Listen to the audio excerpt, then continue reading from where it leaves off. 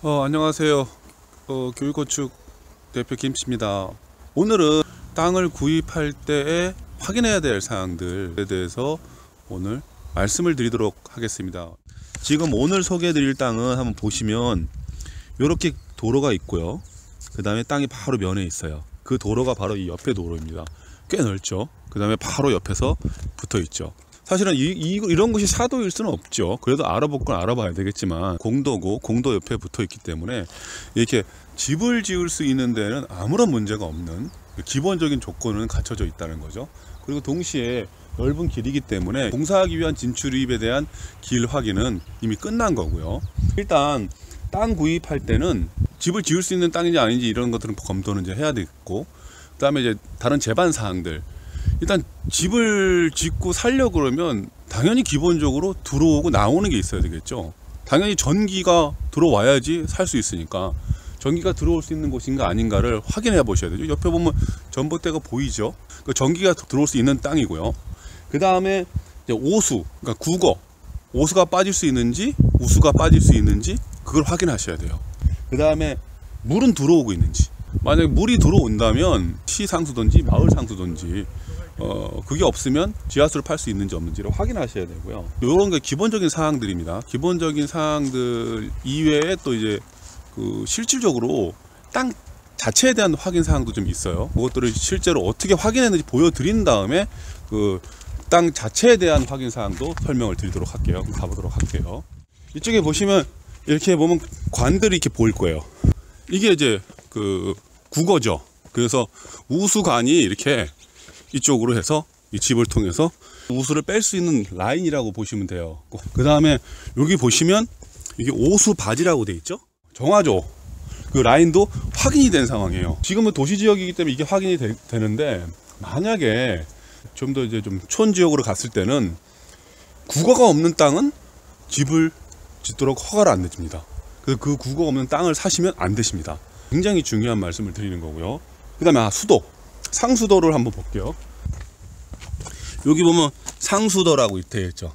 이 땅은 기본적으로 물이 들어오고 나갈 수도 있는 라인이 다 되어 있고요. 이런 것이 기본적으로 다 갖춰진 땅이기 때문에, 그러니까 집을 짓기 위해서 땅을 구입해서 해도 충분히 이제 괜찮은 땅이라고 이제 법적인 검토는 끝난 거고요. 땅의 상태에서 알아볼 것들은 실제로 이제 집을 지으면서 뭐 토목이라든지 뭐 기초라든지 이런 공사를 하기 위해서 기본적으로 땅을 확인해야 될 부분들이 있어요. 주변 땅과의 높낮이의 차이. 주변 땅보다는 이 땅이 낮으면 물이 모일 수가 있어요. 물이 너무 많이 흘러내리는 상황이라 그러면 구입을 다시 한번 생각해 보셔야 되고요. 충분히 그 주변 땅도 좀 낮긴 한데 충분히 물을 모아서 뺄 수 있는 상황이고 집을 지을 수 있는 상황인가 아닌가를 확인해 보셔야 돼요. 보시면 약간 높죠? 그쵸? 이쪽이 이제 한 1m 82m 정도의 높이가 있는데, 여기 집을 이렇게 요 앞쪽으로 이렇게 집을 짓게 되면요, 이쪽은 골이 생깁니다. 그러면 당연히 물이 고이겠죠. 이런 경우는 사실은 이 언덕바위에서 물이 되게 많이 흘러내리는 조건은 아니에요. 그러면 여기다가 이제 우수관을 놔서 물을 살짝 받아야 되겠죠. 근데 우수관은 대부분 설치하기 때문에 비용이 되게 많이 들지는 않습니다. 그러니까 일반적으로 들어가는 비용에서 특별히 추가되거나 하지 않기 때문에, 문제는 이런 전원주택지는요, 대부분 옛날의 경계선들이 무의미해요. 새로 오늘 측량을 했는데 보시면 측량선들이 지금 이게 좀 저기 보실지 모르겠어요. 라인 해가지고 저로 위에 넘어가 있어요. 저쪽에 빨간 말뚝이 보일는지 모르겠습니다. 또 옛날에 집을 지을 때는 서로 그냥 여기가 경계겠지 해가지고 이제 집을 짓게 되고 그게 경계가 되는데, 실제로 새로 지을 때는 측량을 하고 경계를 박았을 때는 뭐 1m 이상의 차이가 나거나 뭐 심지어는 뭐 2m도 차이 나거나 하는 경우가 많은데, 지금 이 경우는 이 둔덕 위에 말뚝이 박혔어요. 이건 이제 이웃집하고 지금 합의를 봐야 되는 상황인데, 보시면 여기 말뚝 있죠. 한 1m 이상의 차이가 납니다. 그러니까 건축 쪽에서 1m를 손해 보신 거예요, 지금 현재로요. 그렇죠? 근데 이런 경우는 여기다가 다시를 파가지고 석축을 쌓아도 저쪽 담을 침범해서 공사를 해야 돼요.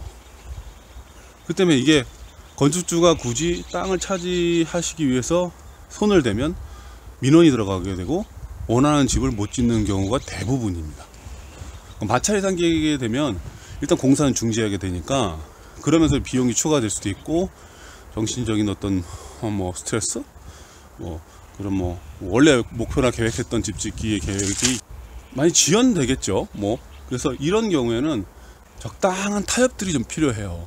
이득을 보시는 경우도 있어요. 저쪽에는 시가 잘라준 옹벽이 있는데 그 시 땅이 안으로 들어가 있어요. 그런 것들을 봤을 때는 그 크게 손해 보신 그 땅 구입은 아니에요. 그래서 막상 측량을 해보니까 나타난 결과입니다. 이런 것들은 사실은 아무도 몰라요. 측량을 해본 다음에 아는 거고, 대략적으로 우리가 판단할 수 있어도 실질적인 어떤 판단을 못하니까 주변 땅과의 높낮이를 확인을 먼저 하시고, 특히 그때 제일 유념해야 될 것이 물 빠짐을 원활히 할 수 있는 정도의 높낮이인가 아닌가, 그 다음에 뒤에 있는 집들이나 뭐 앞에 있는 집들하고의 높이 차이 때문에 뭐 시야를 막히거나 내가 딱 상대방의 시야를 지나치게 가리는 거 아닌가, 이런 것에 대해서 그도 함께 파악하시는 것도 좋은 것 같고요. 근데 이제 또 하나는 뭐냐면 뒤에 땅보다 이제 낮기 때문에 그런 걸 싫어하시는 분들이 있으세요.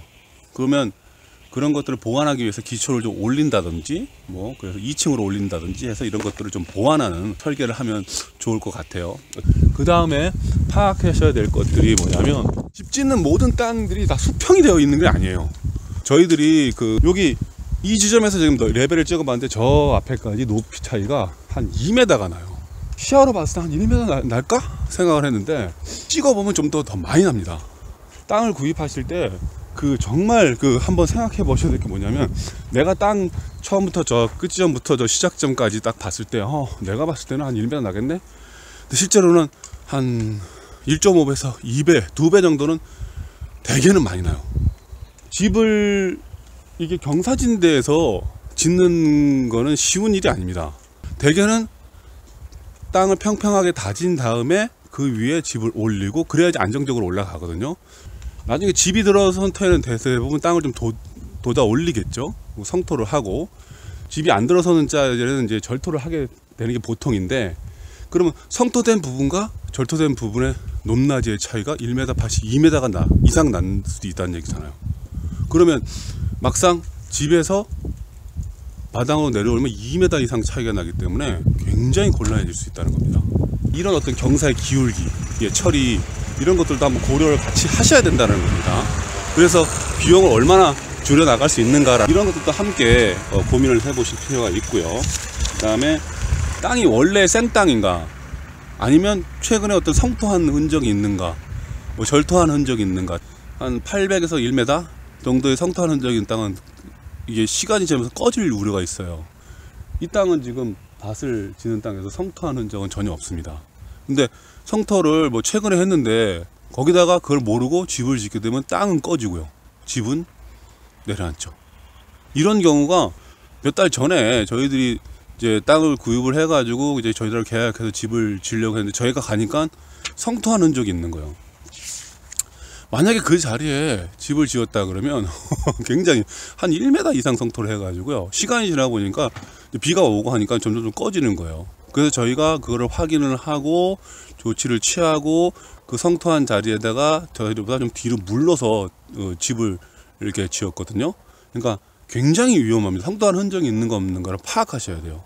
만약에 성토했다 그러면 배치도를 좀 바꾸시거나, 성토 안 한 쪽으로, 아니면 다른 조치를 취해서 땅을 다지거나 뭐 이렇게 해가지고 하셔야 된다는 거. 그 다음에 측량 안 돼 있는 경우가 대부분이긴 하지만, 측량이 안 되어 있다면 측량 신청도 한번 해보실 필요도 있으세요. 땅을 사실은 정확하게 확인을 하고 집을 사시는 게 제일 좋은데, 사실 그렇지 않는 경우가 좀 대부분이긴 하지만, 아니면 자비를 들여서라도 해보는 것도 솔직히 나쁘진 않습니다. 어차피 집을 지으려면 근데 땅을 안 샀는데 측량을 하기는 좀 비용 부담이 되고, 안 사게 되면 손해니까, 이거는 어쨌든 측량이 되어 있는지 안 되어 있는지도 확인해 보시고, 필요하면 측량도 해볼 필요가 있다라는 말씀을 좀 드려보고요. 그 다음에 좀 기타사항, 땅 안에 보면 이게 나무가 있는 경우가 있어요. 근데 그 나무는 그 땅 소유주의 나무가 아닐 수도 있어요. 그런 것도 확인해 보실 필요가 있고, 이 땅 안에 뭐 국어가 흐르거나 이런 경우도 있어요. 옛날엔 국어의 소유도 따로 있었기 때문에 그 국어의 소유주와 협의해서 하셔야 돼요. 이런 경우가 있었어요. 그러니까 그러니까 내가 딴 상황에 국어가 있었고 국어의 소유주는 또 따로 있다라는 거. 뭐 그래서 혹시나 그 토지 이용 계획서 이런 것들을 잘 보셔야 돼요.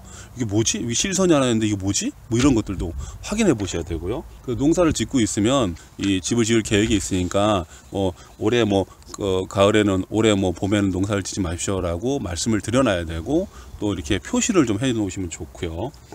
그 다음에 땅 자체 물 빠짐의 정조도 되게 중요하기 때문에 이런 것도 반드시 한번 비가 온 다음에 한번 오셔서 물 빠짐은 잘 되고 있는지 대략 이렇게 좀 정리를 좀 하겠습니다.